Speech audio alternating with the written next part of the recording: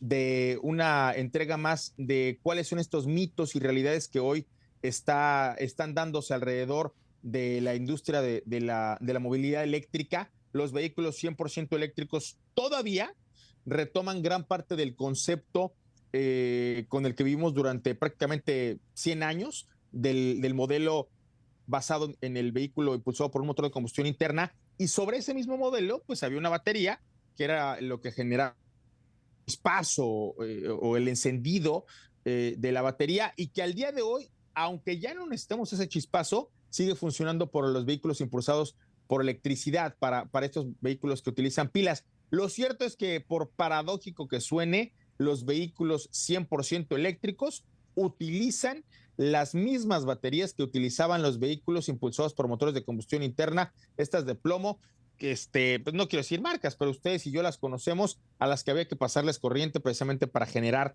esta arrancada del motor, Pablo.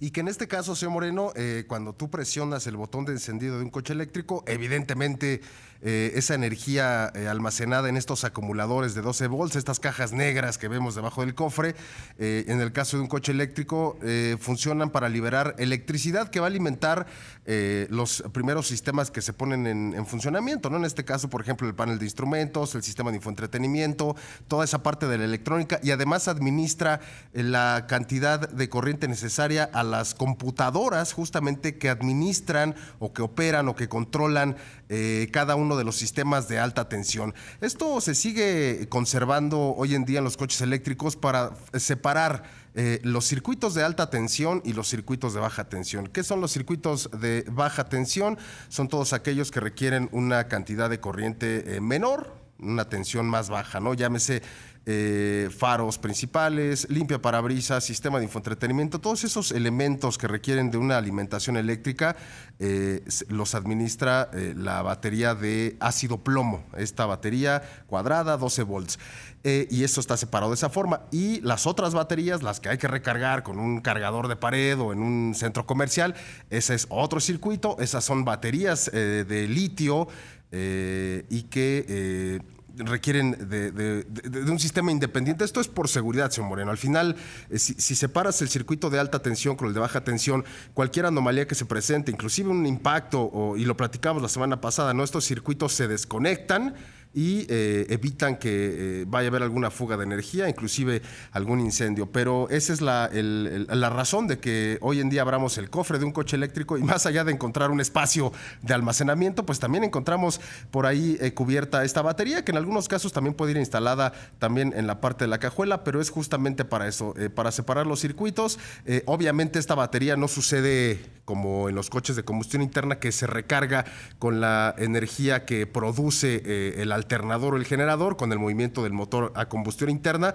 Esta batería se recarga obviamente con un convertidor de corriente instalado en el coche que de la batería, de la corriente de la batería de iones de litio, la gigantesca que va abajo, de ahí se hace la conversión y se manda a este acumulador. Y al final el mantenimiento de este acumulador es como cualquier otro que vemos en un coche convencional. También tiene un tiempo de vida útil, estamos hablando de entre 2 años y medio, 3 años cuando mucho. También se requiere cambiar, también es necesario eventualmente llevarla con un especialista para revisar que el electrolito o este ácido que de alguna forma intercambia con el plomo que está en su interior, pues también esté en los niveles adecuados. Y inclusive también se pueden llegar a sulfatar las terminales. Al final tenemos todos los pros y los contras de una batería de ácido plomo, pero bueno, eso siempre hay que tomarlo en cuenta, y esa es la razón por la que se separan los dos circuitos con esta pequeña batería de 12 volts y, bueno, las baterías gigantescas que alimentan los motores que impulsan los coches eléctricos de hoy en día. Cuando el señor Pablo Alberto Monroy Castillo nos habla específicamente de baterías gigantescas, hay que entender que al final del día estas son las que sustituyen el generador de la energía principal para poder impulsar a los vehículos, para poder mover más de 2 toneladas. Recordemos que también con este nuevo concepto de movilidad eléctrica han llegado nuevos pesos. Estábamos hablando de que una plataforma muy popular, por ejemplo, la MQB, es una que podía llegar a pesar en un auto ya completito unos 1,200 kilogramos.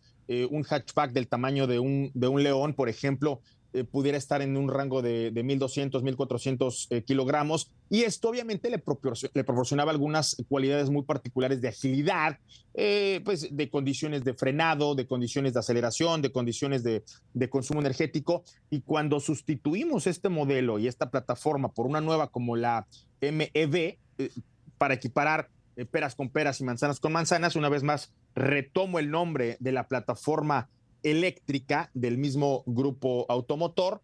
Para hablar de MEV, pues estamos hablando de que un vehículo de un tamaño similar, por ejemplo, el ID3, pues estaríamos suponiendo un concepto de movilidad que requiere una mayor demanda de energía, porque hay mucho mayor peso. El propio peso de las baterías es lo que hay que movilizar. Pero para acabar pronto, Pablo, más allá de todo, de toda la genialidad de las baterías y de lo que reducimos con respecto a emisiones contaminantes y todo esto, pues el principal generador de energía para algunos sistemas sigue siendo una batería idéntica, y si no idéntica, porque de pronto no quiero que entre aquí algún purista ingenieril que me diga, no son idénticas, pero prácticamente es el mismo concepto en cuanto a tecnología, pues es idéntico a lo que entendíamos como una batería de arranque en los anteriores modelos impulsados por motores de combustión interna, Pablo. Así es, señor Moreno.